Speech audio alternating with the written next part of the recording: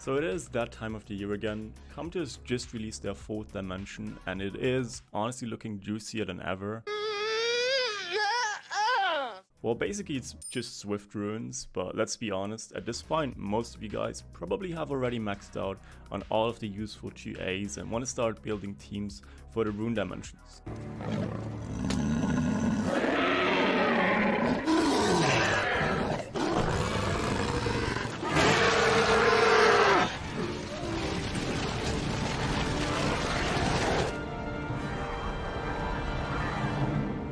So it begins. So to help with that, I'm literally going to talk about every single aspect that you might want to consider when getting into Khalderun, like why you want to farm artifacts to begin with, and maybe also help you decide which dimension is going to be the most efficient for you to farm specifically. On that note, I do also have full guides on all the other dimensions, so if at any point you feel like you're more into fairies or beasts, yeah, feel free to check out those guides as well if you haven't already. Maybe also leave a sub. Anyways, after we got the groundwork done, we're gonna talk about the boss fight itself, talk about every single mechanic and how to deal with them, and also the attack orders with every single phase for the auto runs. With that out of the way, we're gonna discuss the team building, which sort of free-to-play choices you have, and potential pay-to-win / like light and dark units that might be upgrades, as well as give you guys a rough idea with the tier list that I've created on stream. Like, you always want to have a good mix between having consistent armor break, consistent sustain, and then like consistent damage. Now Shaman brings 2 out of those 3. You just need armor break with it. So if you run Lauren and Shaman or Vigor and Shaman, you're like already like 2/3 there if you think about it. So yeah, that should kind of give you a rough idea of what you can expect from your monster box. And without spoilers ahead, I do feel like this dungeon, out of all the dimensions, is by far the easiest to clear as a free-to-play player. Well, and at the end, I'm going to show you guys my own teams for this dungeon, as well as the runes that I have on my units. So yeah, I'm going to put a bunch of timestamps on the screen right now, so feel free to just skip forward to the part of the video that you actually care about. But yeah, anyways, without further ado, let's get into the video, shall we? It sounds stupid, but I do feel like the question if you want to farm ancient runes really has to be answered by everyone individually. Like before the massive update, they were a huge portion of endgame, with some of my strongest runes, even up to this day, being of ancient rune quality, which is pretty crazy for just a couple of hours that I've been spending like just farming these dungeons on a weekly basis. What are you doing with your life?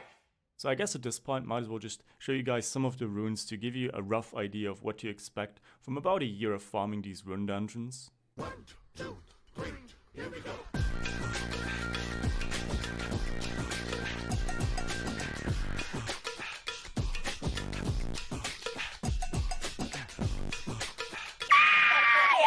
Now, as good as this seems, honestly Khalderun has been releasing some pretty strong 2As, as well as Kairos B12 only dropping 6-star runes, just kind of made farming dimensional whole dungeons a lot less important if you're like mid-game or just struggling being a casual player in general. It's really not the best way to go about things. Of course, you don't want to be stuck at 100 energy all the time, but all I really want to say is if you're struggling making the rune requirements for these dungeons, just don't feel bad about coming back to these guides at a later time. Like honestly, with just a couple of hours of farming B12, you should meet these requirements in no time. I don't want to spoil you too much, but also I can just tell you that most of the units that are really good for these dungeons are 2As, so it's gonna take you like a month or so to even just prepare all of the monsters for these dungeons anyways. So I guess while you're trying to level up those units, you can just keep farming and just take it slow. Yeah, I guess that's the upside on that one. You're not missing out on too much progression, as well as it's gonna take you a bunch of time to prepare for these dungeons to begin with.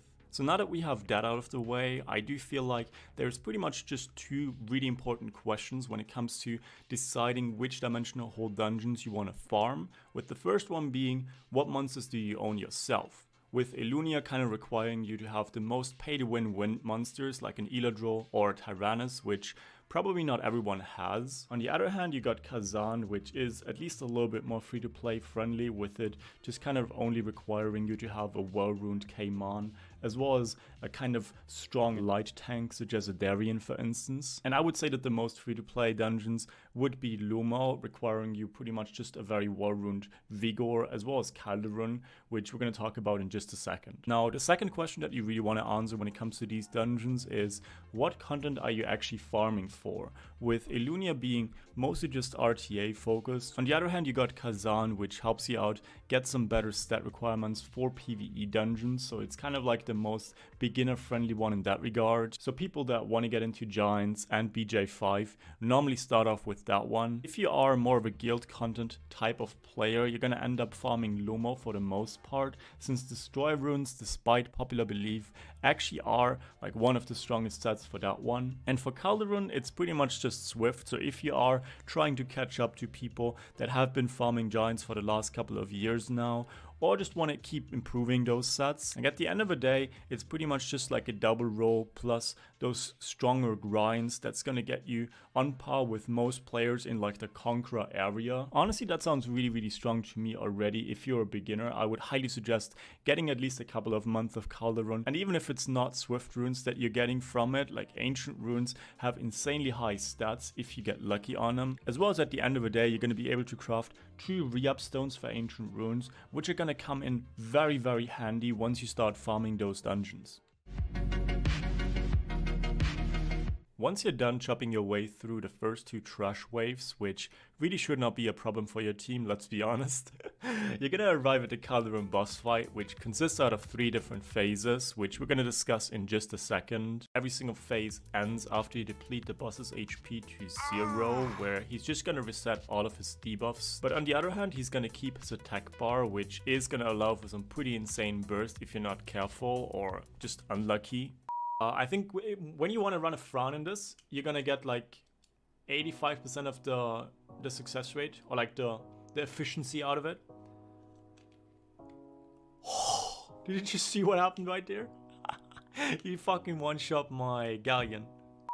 On top of that, you will also have to deal with 3 different sets of ads, as well as a new special ability which changes the dynamic of every single boss fight phase. Now when it comes to the boss's abilities himself, he really only has one skill that does damage to your team, and it's called Ancient Strike. All it really does is heal the boss for the damage that he's doing, as well as hitting through death prevention. So running squishy damage dealers like a Garo or a Miho does really not work because of that. Aside from that one skill, the boss has a bunch of passives, with the first one just giving him more and more attack speed the more you hit the boss or his allies, and at the end of every single turn this passive resets, but what does not reset is that he keeps stacking attack power for every turn that he takes. All this really does is it prevents you from trying to out-bruiser this fight. You just cannot stack tanks, and it's similar to every single other dimension that we've discussed so far. Now what makes this boss fight special is the Aura of Death debuff, and all it really does is it puts a permanent debuff on your entire team, and the higher it takes, the less damage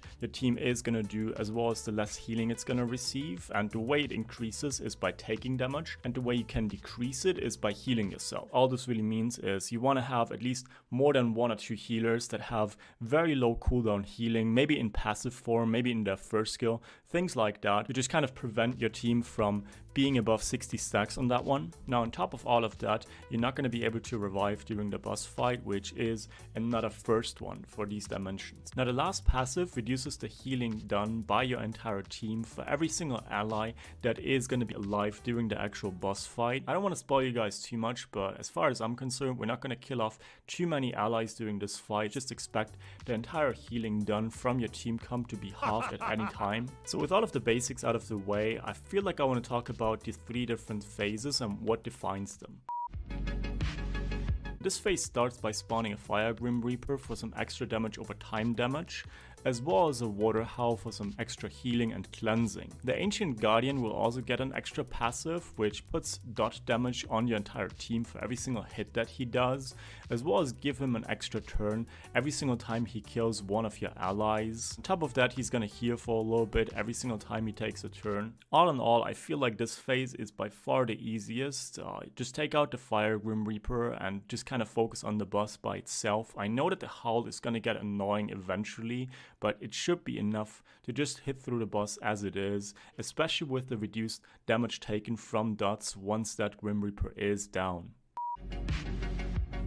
Phase 2 changes the 2 allies from the Grim Reaper and the Howl to an Arnold and a Fuko, which get a lot more extra single target damage and armor break into the fight, as well as the boss gets an ability that gives him extra life drain plus a shield at the end of every single turn. I feel like leaving both allies alive on this one is gonna drastically reduce your consistency in the long run, so I would highly suggest at least taking out the Arnold, maybe even the Fuko, to make sure that you do not enter the next stage of the fight with armor break on your team. Again, keep in mind, taking more damage is going to increase the amount of stacks that you take on your Aura of Death, and it's extremely hard to come back from. So even if your team does not die, it's going to be extremely hard coming back from 99 stacks. With phase 3 commencing, you're gonna swap out those single target damage dealers for some more AoE burst in the form of Ethna and Cadus, as well as the boss getting an extra new ability which puts on buff block and does true damage according to the Aura of Death stacks. And once your team is below 50% after the boss hits you, they're gonna be stunned for 1 turn. So as you guys can tell, like, this phase is more of like a finishing phase that is gonna fuck you up real good if you try and rush the first 2 phases. So you're not only gonna have to worry about landing your armor breaks and getting attack buff on your damage dealers, you're also gonna have to worry about the boss's attack bar, your Aura of Death debuffs, not getting stunned. Yeah, it's just very overwhelming if you're trying to rush these fights. I know all of these mechanics seem pretty overwhelming at first glance, and they kind of are. Let's just take a step back from the drawing board and talk about the actual monster picks that we can use to stomp this dungeon. And like all the other dimensions, we have an extra condition that we have to take into account whenever we're building our teams. And this time around, we are only able to bring 1 monster of each type, being attack, support, HP, and defense, which I want you guys to take into account whenever you look at my tier list at the end of this segment, by the way. Attack type by far is the hardest type to like put in your team comp, because you have a lot of really good options and alternatives. Support is kind of like the next in line. I'd say HP is the next out of those 3, and then defense is kind of the hardest to put in. So like for instance Shaman, it's not better than like a Lauren in the sense that like Lauren enables a lot of team comps, but since Shaman is defense type, and like literally nobody else from that type is better than him, there is just like no question what unit you want to build for this dungeon. So don't be like a hater right away, let me just fucking get to my point. But anyways, before we talk about the tier list itself, I do just quickly want to look at the most important components that you need to incorporate in your team to just kind of guarantee successful and consistent runs. Yeah, it's pretty straightforward, like all the other dungeons as well. You do need armor break to clear Khalderun. Now, I do think there might be some sort of damage over time team composition that people might use to clear in the future. But honestly, like armor break is just the most consistent thing. I'm the most experienced with it as well. So even though there might be people that will be able to pull off these sort of, dude, just fucking use the same stuff that you've been using for the last like 6 years. It's not rocket science, is it? Yeah, no shit, Sherlock. A fight that takes 3 phases, you do actually end up needing some sort of sustain to keep your team going. Now, unlike all of the other dungeons where people kind of eventually will come up with speed teams, for Khalderun in particular, they're always going to involve some sort of sustain. Even if it's just going to be off healers, you're always going to need to bring some sort of healing in it, just because of the Aura of Death mechanics, because otherwise you're just gonna end up running out of damage. Now, one thing that is really important that I've kind of researched during my streams is that smart healers, meaning that healers that normally only heal when your allies get on low HP, do seem to also use their heals when you just start stacking the Aura of Death at full HP. Now, what I'm looking at right now is I'm trying to see if Beladion, which his 3rd skill, I mean, it could technically be a non-smart heal too, because it also gives you attack bar. But basically, it only used to heal. So he's only going to use it once your team is below 50% HP. Which for this boss fight, you're gonna like not heal for anything anymore. And the fight is basically already over at this point. What I want to see though is if Belladion's smart heal also gets triggered by this number. I want to see if he's gonna heal if you have like 60. At this number. So that's the big one. So let's keep going. She looks so good. Ha! Confirmed. Did you guys just see what happened? Did you guys just see what happened? Okay, we can confirm that Baladion does use a smart heal to get rid of stacks. I'm not sure what this means, because it's still extremely hard to make him useful in your team comps. But even then, like the vast majority of smart healers are mostly just supports and do not bring the consistent healing output. I have like pretty long cooldowns for the most part as far as I'm concerned, so you definitely want to stack more sustain than just like one support in your team comp. Another really important finding that my research gave me is that shields do not seem to be affecting the Aura of Death stacks. So I just realized that the shield doesn't prevent damage taken. And that makes a lot more sense now. Okay. So forget what I just did earlier. Because I thought it was just damage done, you know? Which technically the way shields work is it doesn't count as damage done. Like, you don't get Vampire from hitting a shield, you know? If you ever watched like a Miho hit a Bastet or like anything like that, you technically do damage, right? Like you're doing damage to the shield. But as you guys can see, like, it stacks up through the shield. So in other words, we're fucked. Like, no way I'm gonna use Oasis. It just goes through the shields, which technically makes units like a Louise or a Bastet straight up downgrades to other support. So this alone should give you like a reason to do your own research other than just copy endgame players' team. Most of the time just end up outruning the dungeons instead of actually doing their own research. Now, it goes without saying that in order for you to clear a dungeon, you do need a lot of damage, but since this fight is segmented into 3 phases, you can't just blow your load in the first stage, or just bring a bunch of damage dealers that need a lot of setup. It's very similar to Kazan in that regard, so you either need to bring a bunch of attack bar reduction to kind of prolong that window where you can do damage, or you need damage dealers that bring their own setup. Now let's move over from that theoretical part of the tier list more onto my own team comps that I've been testing out, and kind of also talk about the pros and cons of running each of them. Now the team that you see right now in the background, it's basically like the most free-to-play version that I can think of right now. Now with that said, I am aware that the Light Griffin is not free-to-play. Now I can just tell you guys right off the start, I've been doing about like 10 hours of testing, building teams, like trying different rune compositions out. And if you do not own Shaman, just expect to have to bring about like 30% better stats on average to like even make up for not having him in your team comp. This is basically like the reason why all of the defense type units in my tier list are like ranking really, really low. But yeah, you know what? Without further ado, I'm just gonna press on start right now. We're just gonna get going. Currently, we're in the repeat auto battle feature. Now, I'm not gonna have you guys watch like me doing the trash stage. So instead, what we're gonna do is we're gonna look at the stats of every one of the units that I ran. I want to start this piece of the video off with a little bit of a disclaimer. Like, I didn't re-rune every one of my units to make it more relatable. These are the stats that I have on my core units either way, so they are on better runes than they need to be. Basically, the way I look at this is I'm just going to show you guys the stats that I have on my units, and then I'm going to tell you guys which sort of stats you can kind of neglect and which sort of stats, if I had to choose, I would improve on. Now, this is my Vigor. It's kind of like one of the core picks. Not as much as units like the Shaman, of course. Yeah, but I just kind of feel like most people already have a Vigor built anyways. I also have him fully skilled, so might as well mention that in this video as well. He is on Violent Will. Now, here comes again one of those bits where, like, if you don't get those stats that I have on him, like, you don't need him to be on Will, first and foremost. I would highly recommend putting him on like either a focus set, maybe a fight set, maybe just Nemesis, something like that. This is actually the first guide where I'm able to showcase my artifacts. Now, I haven't really farmed a lot of artifacts, but basically, as you guys can see, like, this is kind of working on a Vigor. I didn't even upgrade it too far. I should really do that.